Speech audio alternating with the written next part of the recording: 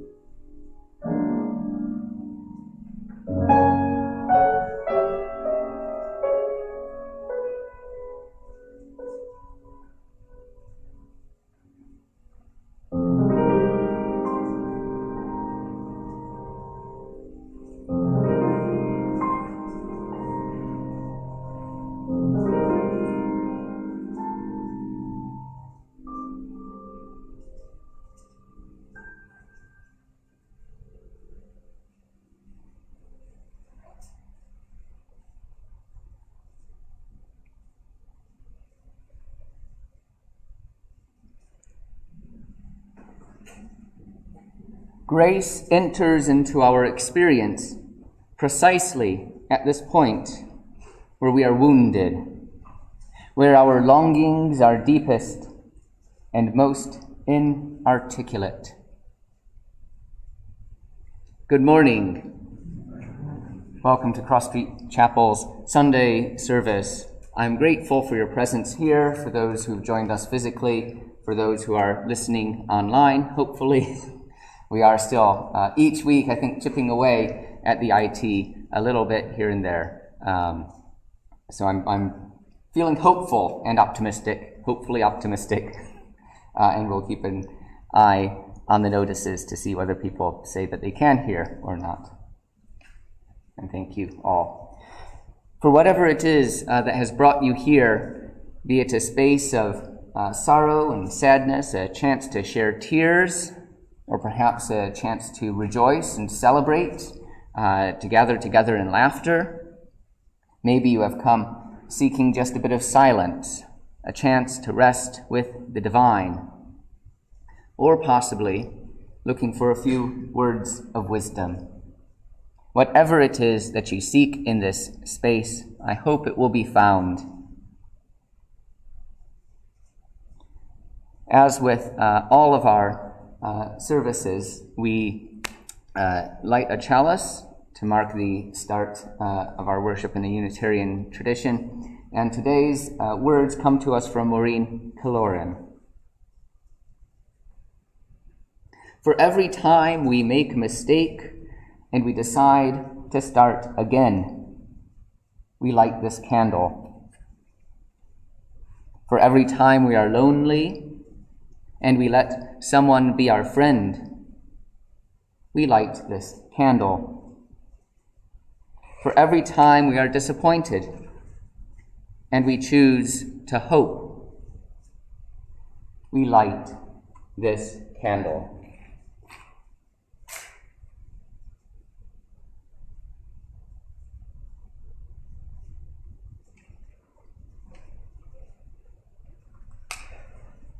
I will learn to remove the visor probably at the point when I actually don't need it. And moving from the universal to the Unitarian, and now to our own ritual here at Cross Street Chapel, we have the recitation of our covenant, which will appear on the screen. Please do read it along with me. You can bellow it out if you're listening online. For those of you who are here, please do. I was going to say indoor voices is what I grew up with, acknowledging that we want to keep our voices somewhat low for the question of contamination. We gather here in sacred fellowship to witness the fullness of our lives and all life, to hold and be held, tell stories and listen, to be renewed and renew the world. We speak with care and patience. We act with gentleness and compassion. We forgive each other and ourselves. In faith that we build beloved community, we renew our covenant today. Amen. And so we move now to a time of personal prayer and reflection with these words.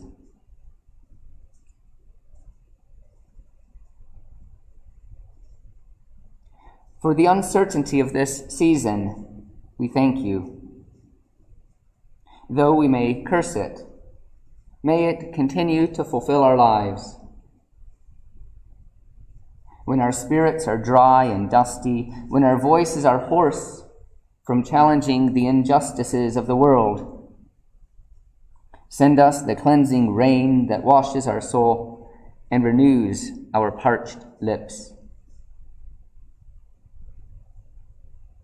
When the world feels like a tunnel, and our vision is kept from the horizon by present calamities and thunderstorms, dispel the clouds with a burst of sunshine, piercing our hearts with joy and faith.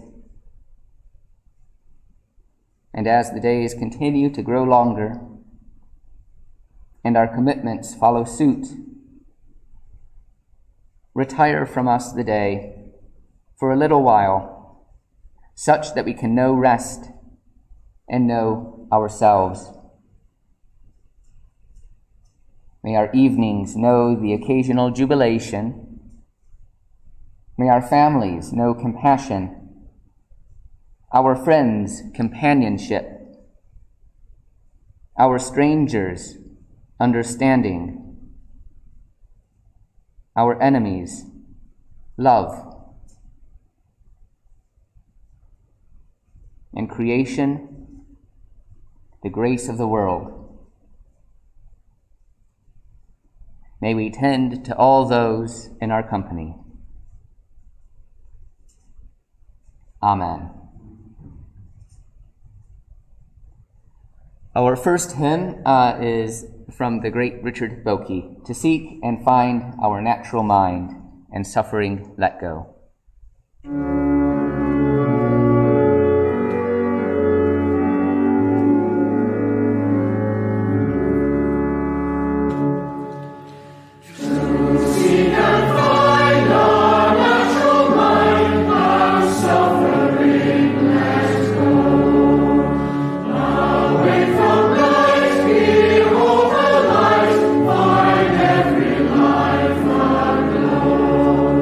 Away from life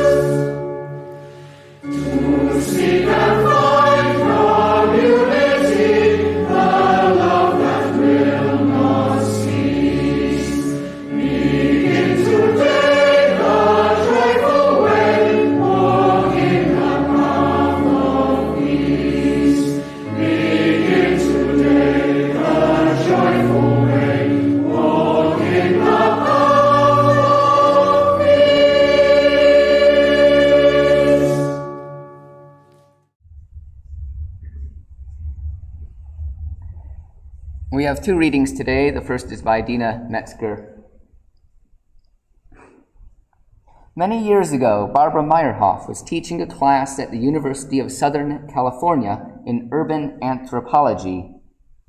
As part of the course, the students were required to interview someone very different from themselves, someone with whom they would not normally converse. One young man in the class, who had lived an unusually protected and insulated middle-class life, was having such great difficulty in finding a subject that he considered dropping the course. However, the day the paper was due, he arrived in class ecstatic. "I was at my wit's end," he said, "when it occurred to me to interview our Guatemalan housekeeper. Naturally, I was nervous because I had never really spoken to her, and it was rather late at night. But as I had to do the paper, I went to her room and knocked at her door. When I entered, I explained my need, asking if it would be a terrible nuisance for her to tell me something about her life. She looked at me strangely, and my heart sank. After what seemed a very, very long time, she said quietly, 'Every night, before I go to sleep, I rehearse the story of my life, just in case someone should ever ask me. Gracias, adios.'" We turn to a few words from Samuel Johnson. Life affords no higher pleasure than that of surmounting difficulties, passing from one step of success to another, forming new wishes and seeing them gratified. One that labors in any great or laudable undertaking has their fatigue first supported by hope and afterwards rewarded by joy. To strive with difficulties and to conquer them is the highest human felicity.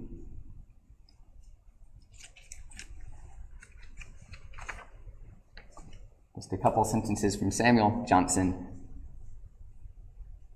that you can take, I would say take or leave. It's great to sort of have provocative texts, which strike me as quite challenging in certain ways. We're told to do things efficiently, right? We're expected to be productive, to ensure that we get the most bang for the buck, as Americans might put it. An accurate expression here might be that we want value for money, I suppose. It's not just financial, though. A great deal, for instance, of my music lessons was teaching me how to play more efficiently, and on another level, how to practice more efficiently.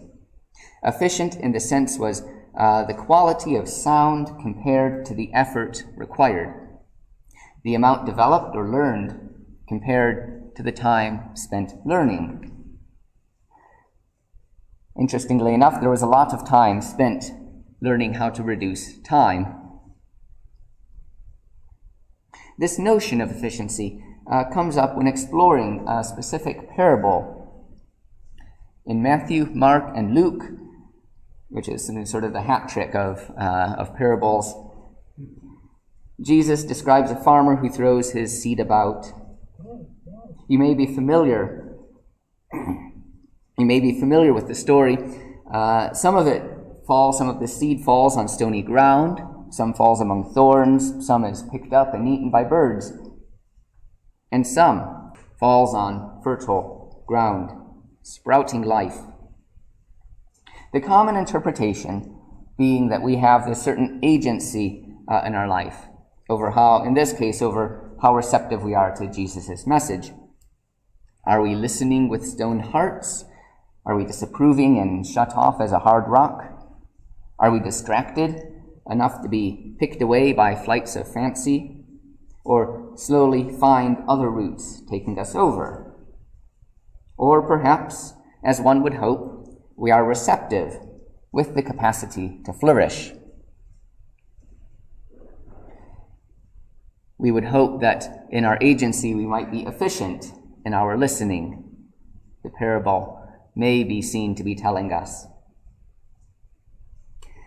It's a lovely image, and as I said, the notion of efficiency comes up when discussing it. In most group analyses of the parable that I've been in, someone invariably brings up that farmers don't plant seeds that way. Certainly not nowadays. Now we have tractors and machines that dig furrows and drop seeds at the appropriate intervals, all with the sort of mechanistic, precise calculus to ensure the most value for money, the most bang for the buck.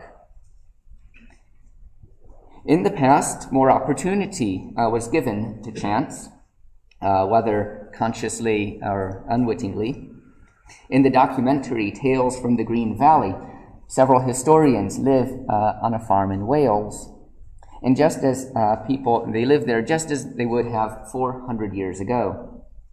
Amidst the challenges of buildings repair, cooking, animal caretaking, there was particularly grueling work on the fields.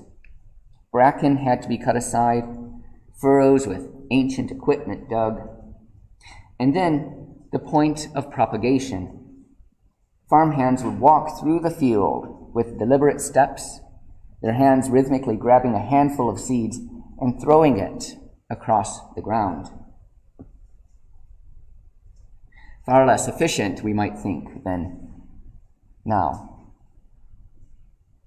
However, this legacy continues, and not just in the words of the evangelists, we're, for instance, broadcasting this service online, with the words and the music being sent over the ether, picked up, hopefully, by those at home who've tuned in, possibly by a few others with some curiosity. This image of broadcasting is both reminiscent of the earlier farming technique and, I'd say, accurate for today's move to online worship. We began by talking about efficiency, and I commented that people say that farmers would not purposely throw their seeds upon rock and unturned soil. They employ scarecrows, and they cut back the woods to give crops the space to grow. So in some ways, we might believe that the parable has lost its meaning. We can take that invocation to be fertile ground and be pleased that we are paying attention. In a very efficient way, we understand the parable and we can move on. Of course, what is really intriguing about parables is the presence of the bizarre. Farmers that take no care in the placement of their seeds, the celebration of weeds, as Jesus describes God's rain as a mustard seed, the sometimes violent imagery of retribution. Such stories seem out of place and disjointed when compared to the real world as we understand it. Realizing this, I hope that we can lean into the parable rather than reject it as useless for today's world. So let's take another view, that of the sower. If previously we've argued that the ground has agency, that is, if we are the ground, we don't have to be rocky or dry or filled with thorns. We can choose to be that cool, dark soil that will give life to seeds entrusted in our care. If the ground has agency, the sower would want to broadcast the seeds far and wide as possible. Even if the ground appears rocky, it may change. Even if the seeds are threatened with being picked up and put in a bird's belly, that may not happen. Against the chaos of the future, we, as sowers, are asked to live in hope. To hope that our story will be heard, to hope that our hard work will pay off, even if we haven't been as efficient as we wanted. We're expected to produce more from less, which places an immense pressure on the individual. This is certainly why I think our time together is so valuable. You have no obligations at the moment, only to sit and to rest. You need not even take up my words. If you want them to flow over you as a swimmer that glides just beneath the surface of the water, then let them flow over you. There will be no test at the end. Let yourself be inefficient. You just might find that becomes the most valuable experience. It's in our inefficiency that we learn where our true passions lie. It's in our inefficiency where we learn where our true talents reside. It's the space between where we are able to move. Amen. We now have an interlude from Aaron and photos from Catherine. Thank you.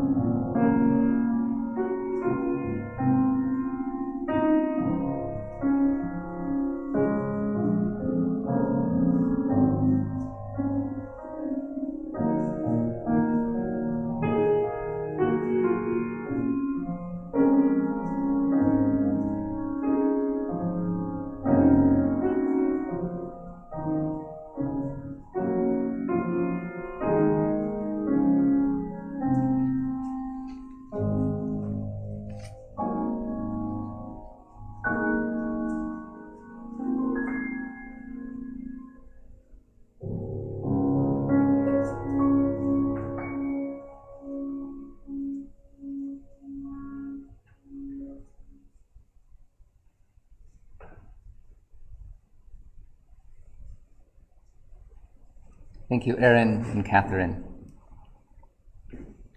You now have a chance to share your joys and sorrows, your trials and your triumphs. If you want to share these publicly, please type them into the chat box and I will read them out.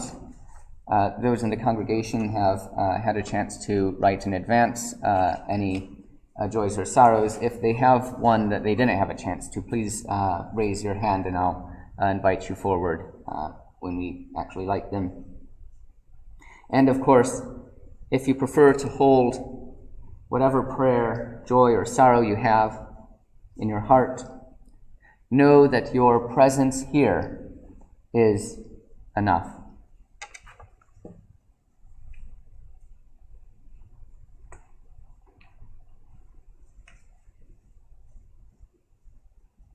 A candle from Alan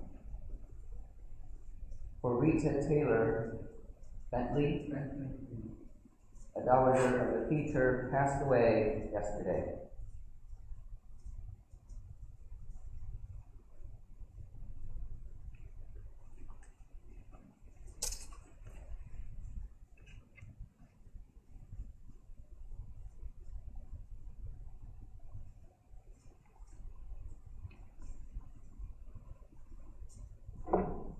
Catherine, a candle for anyone facing personal struggles.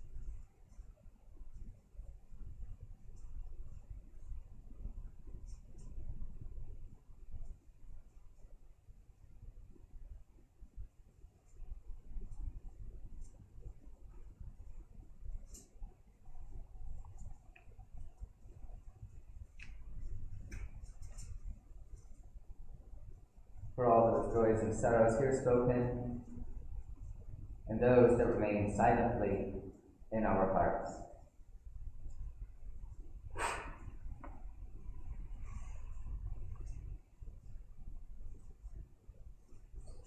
We turn now to a time of prayer with these words from Kelly Weissman Asbruth Jackson, a prayer for unfinished business.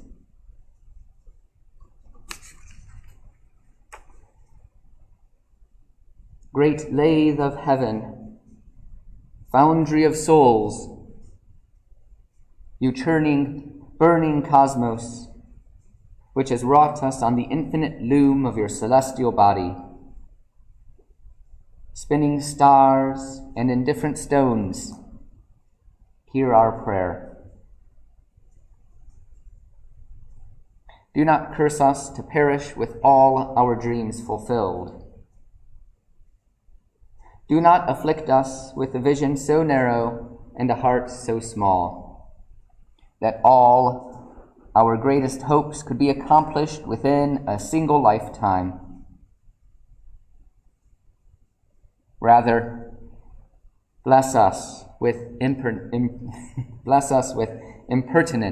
oils.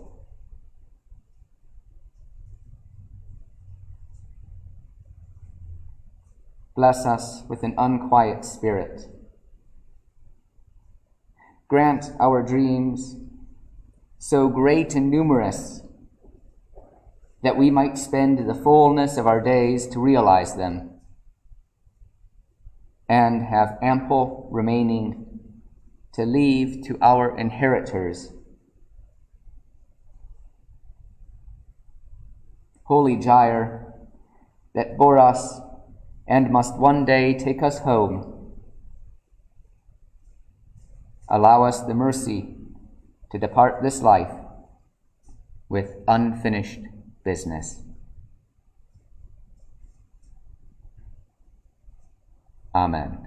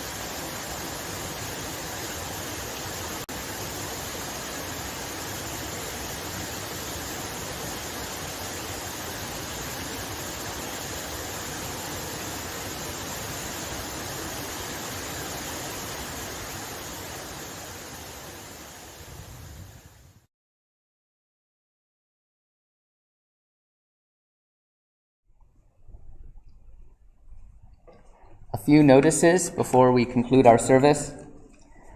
If you're in need of pastoral care, please write to me at minister@crossstreetchapel.org.uk. If you want to participate in our service by providing a reading or a prayer or so forth, please do so. And as well, if you're new and wish to join our mailing list, please let me know, again, by writing to me at minister@crossstreetchapel.org.uk. Our Zoom tea and coffee today will be at 2. We're going to push it back a little bit later to see if that helps accommodate people who are here with us physically. I'm afraid the details that are posted up are incorrect, so if you're watching online, please listen to the words, or if you've received the email, the link will work well. The meeting ID is 820-2135-7758, and the passcode is the same, CSC. I hope you are able to join us. And we're grateful for any donations that are able to help assist the mission of the chapel. You can donate online at justgiving.com/crossstreetchapelmanchester, which is all one word and all spelled out. Or you can contact me for the chapel's details to set up a standing order.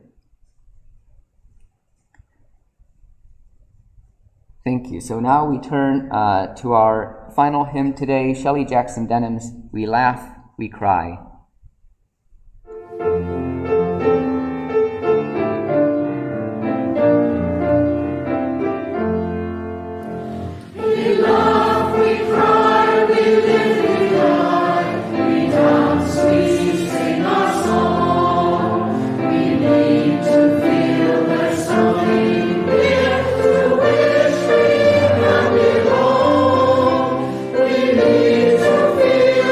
Freedom, joy.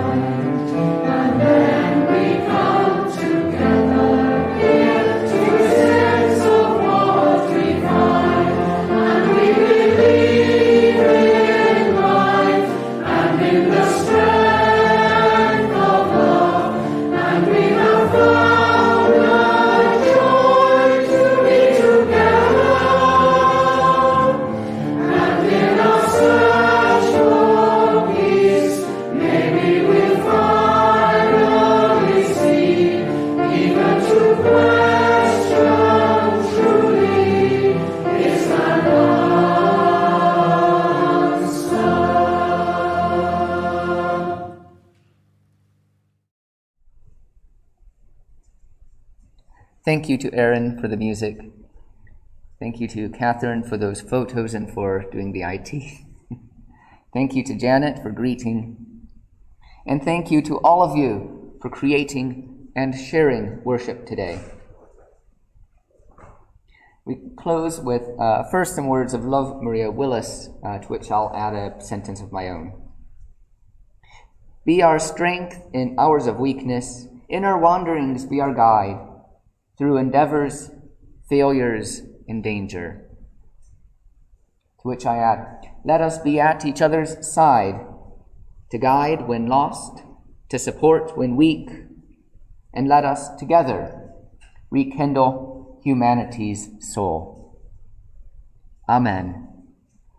Go in peace.